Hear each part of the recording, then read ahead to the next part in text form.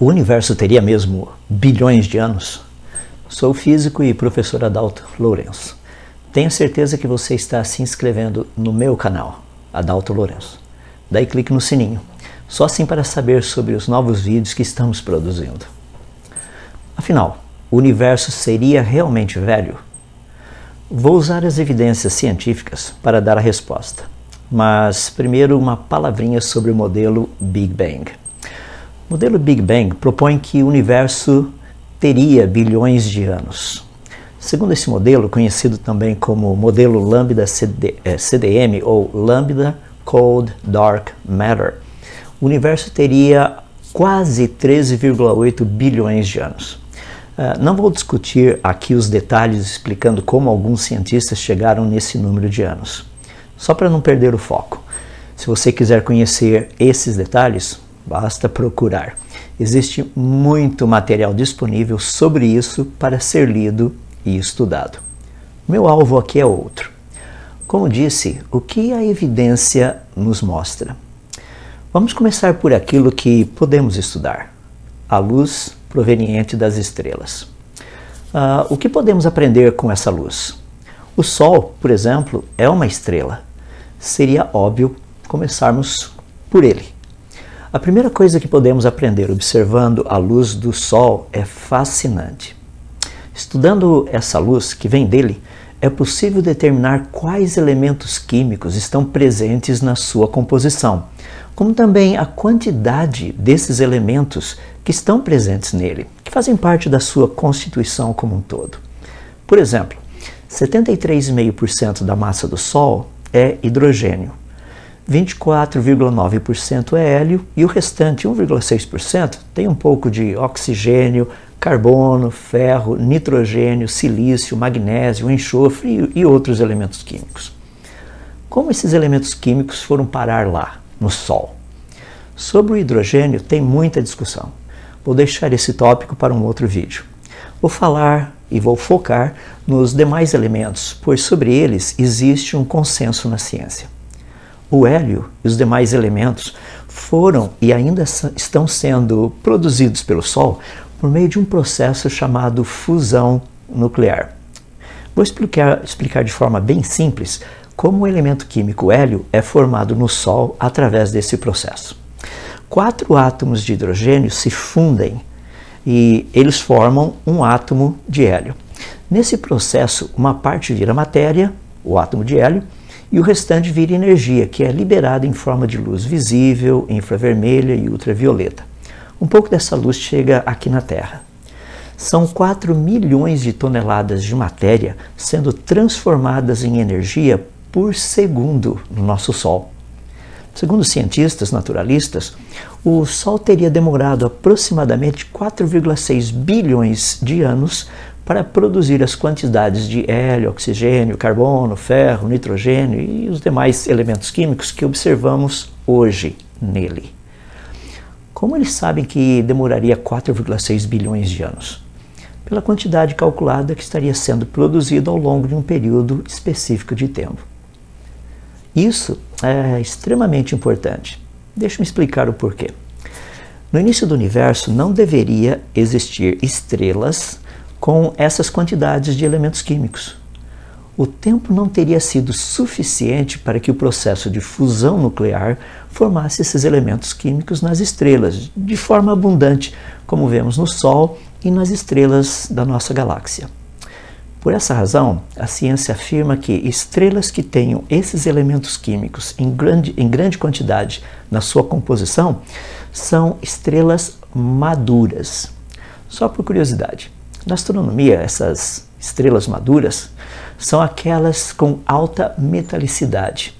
Essa é a terminologia técnica geralmente encontrada nas publicações científicas. Agora, sabemos diferenciar, ou seja, a diferença entre estrelas jovens e estrelas maduras pela própria definição e conhecimento da ciência. Podemos avançar um pouco mais. E vou usar uma ilustração para ficar mais fácil. Se eu perguntasse para uma pessoa num dia ensolarado, o Sol está brilhando agora?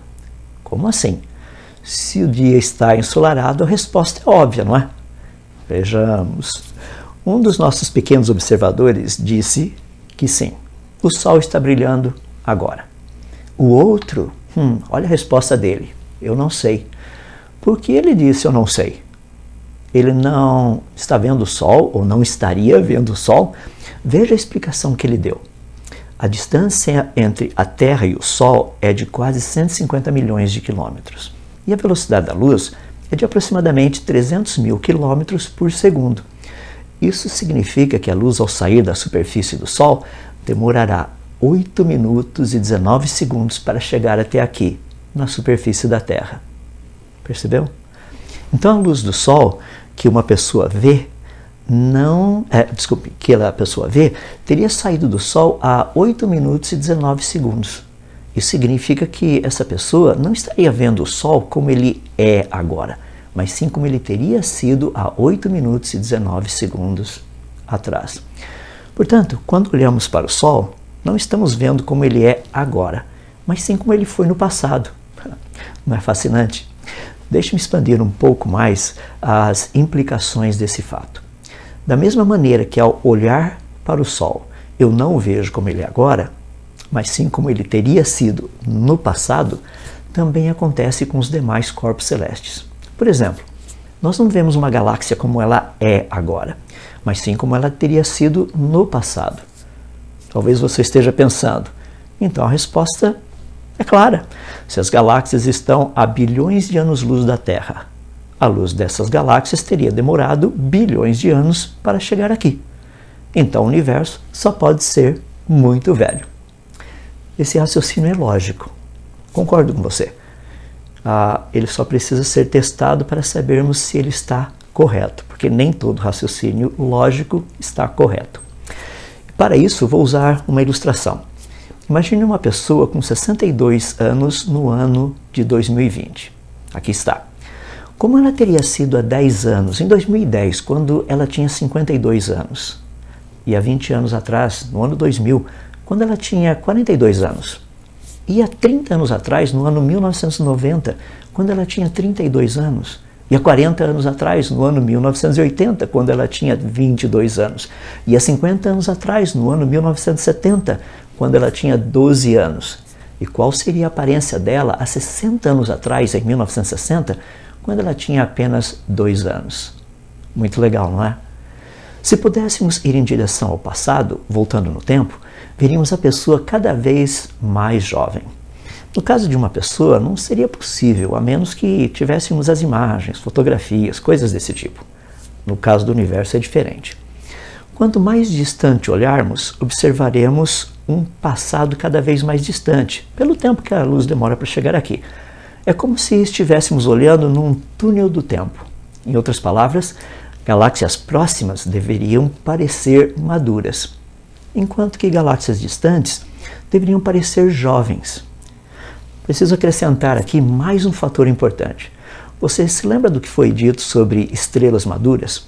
Elas são maduras devido à quantidade de certos elementos químicos na sua estrutura. Muitos desses elementos químicos produzidos pelas estrelas são lançados por elas no espaço sideral, formando um tipo de uma poeira cósmica. Isso significa que quanto mais o tempo passa, mais poeira é formada. A ciência avalia a quantidade de poeira existente numa galáxia para determinar também se ela seria jovem ou madura. Galáxias jovens não teriam praticamente poeira nenhuma, enquanto que galáxias maduras seriam muito poeirentas. Vou repetir para ficar claro. Galáxias muito distantes, a bilhões de anos-luz de distância da Terra, seriam jovens, não tendo a variedade nem a quantidade de elementos químicos encontrados nas estrelas das galáxias maduras, e também teriam uma quantidade insignificante, ou quase nada, de poeira. Existe ainda um outro ponto importante a ser considerado: a quantidade de estrelas de uma galáxia. Lembra que tudo isso é para sabermos se o universo é antigo ou não.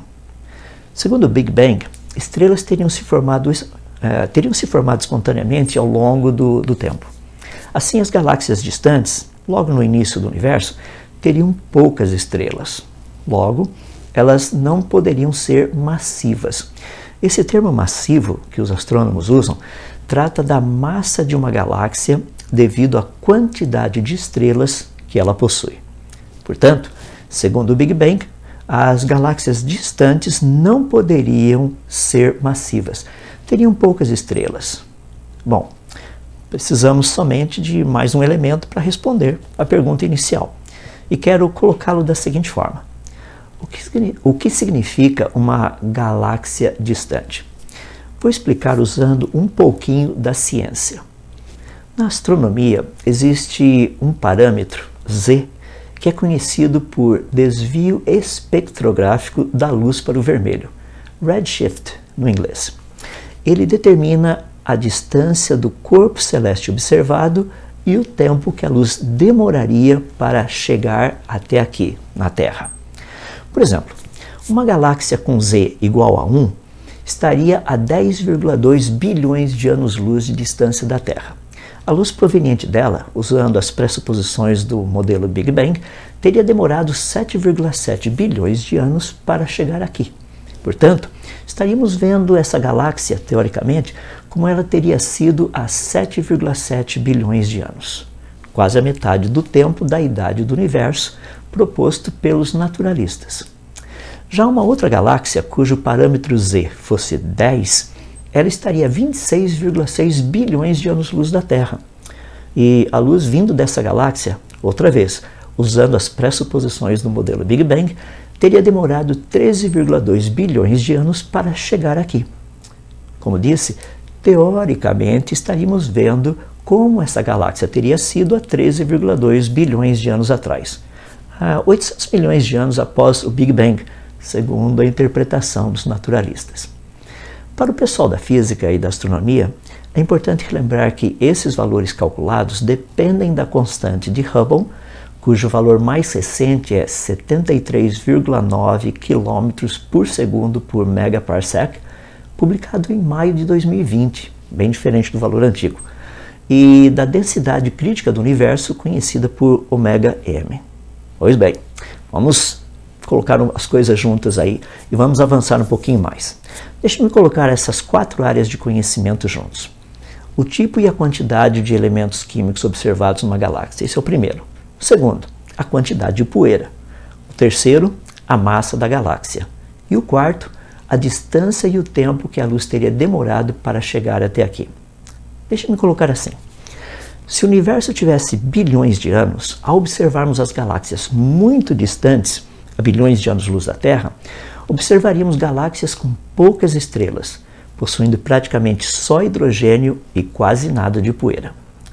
Se o universo for jovem, as galáxias distantes também teriam que parecer maduras, com muitas estrelas. Em outras palavras, massivas, com elementos químicos além do hidrogênio e muita poeira.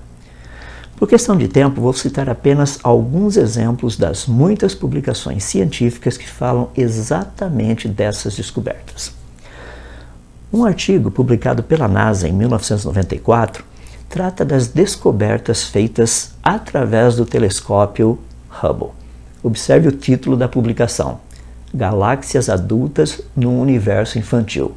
Ou seja, segundo as observações feitas através do telescópio Hubble, no início do universo existiam galáxias adultas, maduras.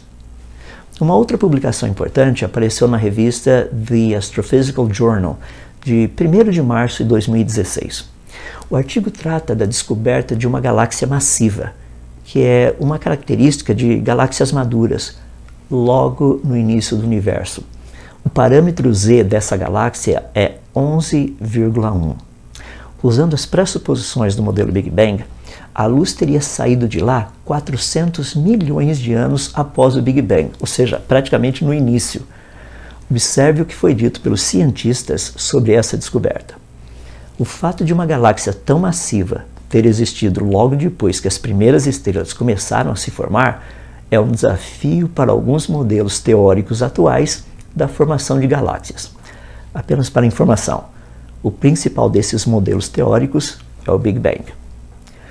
Uma outra descoberta fascinante foi publicada na revista Astronomy and Astrophysics, no dia 27 de outubro de 2020.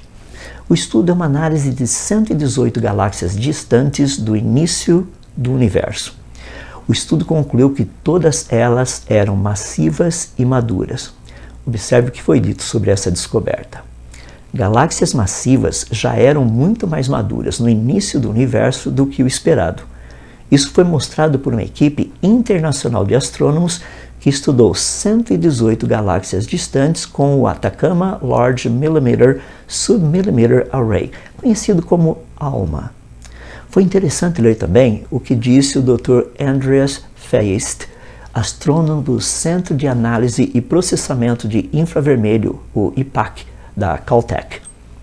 Para nossa surpresa, muitas delas eram muito mais maduras do que esperávamos.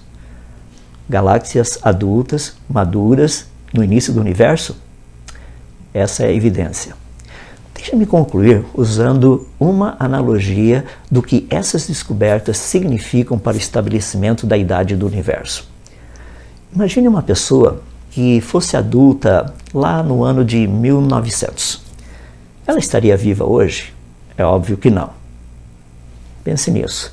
Se há bilhões de anos as galáxias já eram maduras, hoje não deveria haver mais nenhuma galáxia que pudesse ser observada. Todas já teriam morrido. Na verdade, nem nós estaríamos aqui para observá-las. A existência de galáxias maduras logo no início do universo demonstra que o tempo decorrido desde a origem até aqui foi curto. Ou seja, o universo tem que ser recente. Percebe? Até onde os nossos telescópios têm nos permitido observar, temos visto estruturas completas, complexas, perfeitamente funcionais e maduras logo no início do universo, a bilhões de anos-luz da Terra. Sabe o que é interessante? É que eu li isso também em um outro livro que foi escrito há mais de 3.500 anos.